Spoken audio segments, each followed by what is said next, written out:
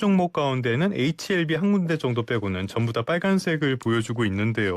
자, 그런데 최근 상황, 오늘 반등을 하고 있다 그래도 783밖에 안 돼요. 코스닥 왜 이렇게 안 좋은 거예요? 예, 맞습니다. 그러니까 이제 코스피 같은 경우에는 이제 막 그 9,000포인트까지 갔다가 조정을 받았는데 코스닥 같은 경우에는 1,200 정도 갔다가 그렇죠. 예. 이게 거의 뭐 700선 초반까지 갔다가 반등을 해서 겨우 700 중반이지 않습니까? 이게 왜냐면 초반에는 좀 이제 작년에 코스피가 좋았는데 올해는 코스닥에 대해서 정부도 강한 좀 이렇게 부양 의지를 가지고 또 이제 주요 자산 운용사에서 코스닥 지수 ETF를 많이 출시하면서 코스닥에 대한 기대가 컸는데 이게 상대적으로 코스피가 삼성전자 하이닉스 위주로 너무 단기간에 급등을 하다 보니 아무래도 코스닥에 투자하는 투자자분들이 코스닥을 좀 이렇게 비중을 줄이고 코스피로 많이 넘어가다 보니까 갈수록 코스피 대비 코스닥의 소외가 좀 강해지는 모습이 많아졌었습니다. 그 일각에서는 이 레버리지에 유탄을 맞았다 이런 이야기도 하는데요. 단일 종목 레버리지 때문에 코스닥이 안 좋다. 근데 이 단일 종목 레버리지 나오기 전부터도 안 좋았잖아요. 예, 맞습니다. 그러니까 좀 정확히 말씀드리면 이 삼성전자 하이닉스 단일 종목 레버리지가 아무래도 코스닥의 상대적 소외에 좀 더 기름을 부은 거는 분명히 맞습니다. 근데 이제 말씀하신 대로 이제 코스닥이 그 이전부터 코스피 대비 좀 많이 부진했었고요. 이제 그런 상황에서 삼성전자 하이닉스 단일 종목 레버리지가 나오면서 비단 코스닥뿐만 아니라 코스피 내에서도 삼성전자 하이닉스를 제외하고 다른 종목들이 차별을 받는 이런 게 더욱더 심화됐었습니다. 여러 가지 요인들이 겹치면서 코스닥이 좀 재미가 없었다. 지금도 오름폭이 약간 줄어들고 있네요. 아, 코스닥 역시 힘을 잘 못 받는 것 같은데, 자, 코스피로 가려던 대장주들, 코스닥 대장주들이 코스닥에 남기로 했다라는 이야기가 나옵니다. 대표적으로 알테오젠이 바이오 회사죠. 코스피 이전 계획을 잠정 보류했고요. 2차 전지로 유명한 에코프로 BM도 이전 추진을 중단했고, 앞서서 언급했던 HLB 여기도 추진 중단이라고 하고, 왜 이렇게 코스닥을 안 떠나려고 하는 겁니까? 예, 맞습니다. 알테오젠, 에코프로 BM, HLB 같은 이제 코스닥 대표 종목들이 코스피 이전을 멈추고 코스닥 잔류를 택한 흐름이 뚜렷해졌는데요. 예전에는 이 시가총액이 커지면 자연스럽게 코스피 이전을 고려하는 게 일종의 좀 뭐랄까 한 단계 레벨업되는 이런 출세 코스처럼 받아들여졌는데 최근에는 이제 상장 이후 주가와 시총이 부진했던 사례들이 좀 쌓이고 있습니다. 굳이 코스닥에서는 대장이었는데 흔히 말하는 그러니까 뱀의 머리였는데 막상 코스피에 가보니 용의 꼬리인 거죠. 그럴 바에는 굳이 코스피로 옮겨갈 요인이 없지 않나 이게 좀 변화가 있습니다. 그래서 해당 기업 입장에서는 수급과 밸류에이션까지 모두 감안해서 어디 상장할 것인가 보다는 어디에 남는 게 더 유리한가를 따지는 게 좀 현실적인 이런 선택 기준의 잣대가 점점 되어가고 있습니다. 가봤자 별 볼 일 없을 수 있다. 예, 실제로 지금 코스닥 대형주들이 어떤 주가를 관리하거나 이런 측면에 있어서는 코스피보다 코스닥이 더 유리하다. 이렇게도 볼 수 있는 거예요?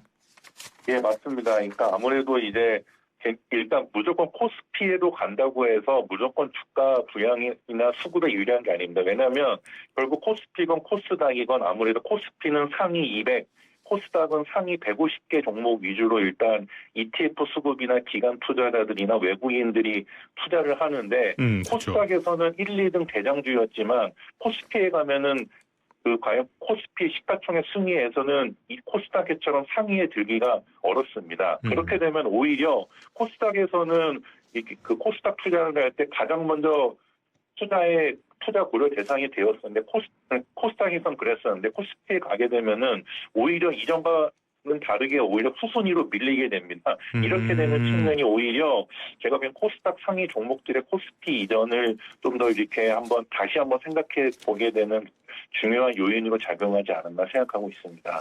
속골이냐 뱀의 머리냐 이런 고민이 있을 것 같은데요. 그런데 코스닥이 계속 남아서 내가 그래도 뱀 중에는 머리가 제일 큰 뱀이야 이렇게 얘기하기에는 코스닥 시장도 별로 안 좋단 말이죠. 지금 우량 기업마저 동전주로 전략하는 이런 상황이 나오고 있고요. SBI 인베스트먼트 같은 경우에는 기업은 꽤 괜찮은데 23일부터 동전주를 면치 못하고 있다. 이런 소식도 전해져 있거든요. 이런 상황은 또 어떻게 봐야 됩니까? 예, 맞습니다. 그래서 이제 말씀하신 대로 코스닥 자체가 상황이 좋지가 않습니다. 예. 지수가 이제 700선 근처로 막 많이 이렇게 전반적으로 레벨 다운이 되면서 이 실적이 나오는 우량 기업조차도 동전주로 전략하는 왜곡된 구간이 계속 이어지고 있는데요. 주가가 1,000원 아래 시가총액 200억 미만 종목이 늘면서 상장 폐지 위험선에 걸린 회사가 약 300곳을 벌써 훌쩍 넘은 상태입니다. 말씀하신 SBI 인베스트먼트처럼 3년 연속 100억 안팎의 영업이익을 내고 1분기 영업이익이 YOY 400% 넘게 증가했음에도 불구하고 계속 동전주에 머무르는 사태가 대표적인데요. 결국 코스닥에서는 실적 이꼬르 주가라는 이런 공식이 작동하지 않고 유동성이나 투심 위축 때문에 밸류에이션이 심하게 눌려있는 구간이라서 좀 이렇게 투자자 입장에서 오히려 옥석 갈기가 더 필요한 시기가 아닌가 판단하고 있습니다. 이런 기업이 상장 폐지되면 그것도 좀 이상한 문제가 될 것 같은데요.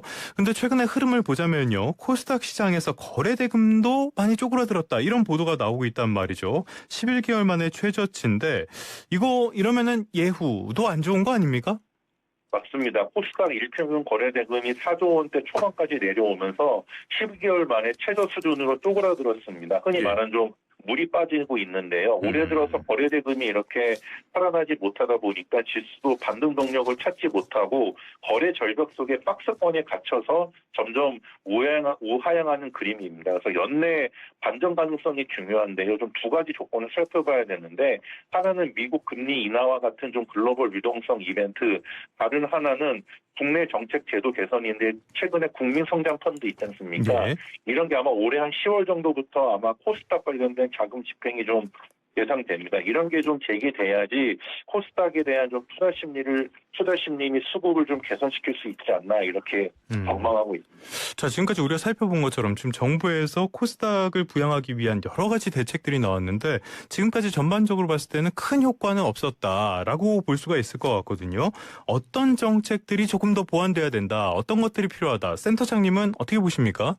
예, 일단 제일 중요한 게요. 올해 연초부터 코스닥 시장을 1부, 2부로 나누고 아까 질문해 주신 대로 동전주 퇴출 이런 그 방안이 나왔는데 문제는 그 방안이 나왔으면 빨리 구체적 로드맵을 제시해 실행을 해야 되는데 정작 화두만 던지고 실행을 안 하다 보니까 시장에서 오히려 불안감을 가중시키는 겁니다. 이해가시죠? 예. 그러다 보니까 오히려 코스닥으로는 손이 안 가고 차라리 안정적인 코스피 시장으로 점점 수급이 몰리게 되어 있습니다. 그래서 빨리 정부가 코스닥 개편 방안을 이렇게 발표했으면 실행을 빨리 일단 해야 되고요. 예, 그다음 두 번째는 빨리 아까 말씀드린 대로 국민성장 펀드와 같은 이런 자금 이제 집행을 좀 더 본격화해서 코스닥에 대한 좀 이렇게 수급을 좀 개선시키고 좀 전반적인 정부 차원에서 좀 코스닥 지수 부양에 대해서 좀 적극적으로 이게 단순히 말뿐만 아니라 실행으로 옮겨야 되는 타이밍이 아닌가 이렇게 말씀드리고 싶습니다. 그러니까 행동 없이 말만 앞섰던 게 어떻게 이렇게 결과로 이어지지 않고 있다라고 볼 수가 있겠는데요.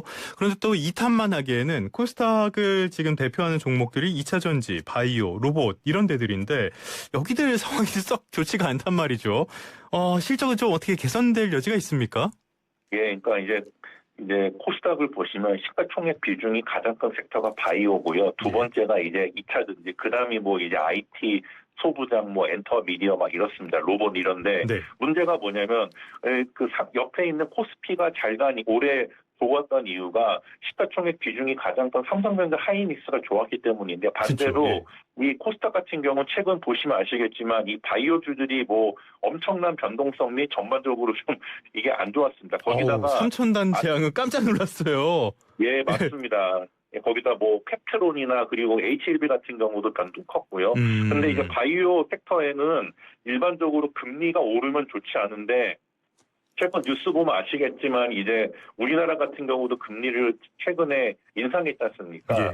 또 오히려 좀 이제 바이오주가 가려면 금리가 내리면 좋은데 내리진 못하더라도 이렇게 좀 동결은 돼야 되는데 오히려 금리가 금리 인상 사이클에 접어들다 보니 이런 것들이 코스닥 가장 큰 섹터 비중을 차지하는 바이오주에 좀 찬물을 끼얹으면서 전반적으로 좀 이게 코스닥 전반적인 지수 회복에 좀 많이 악영향을 미치고 있습니다. 그렇네요. 3천당 제야. 같은 동일선상에서 보기 좀 어려울 수도 있지만 어찌됐건 하루는 상한가, 하루는 하한가. 좀 이상한 네. 그런 모습들인데 하반기 코스닥 시장 기대해도 됩니까? 그래서 일단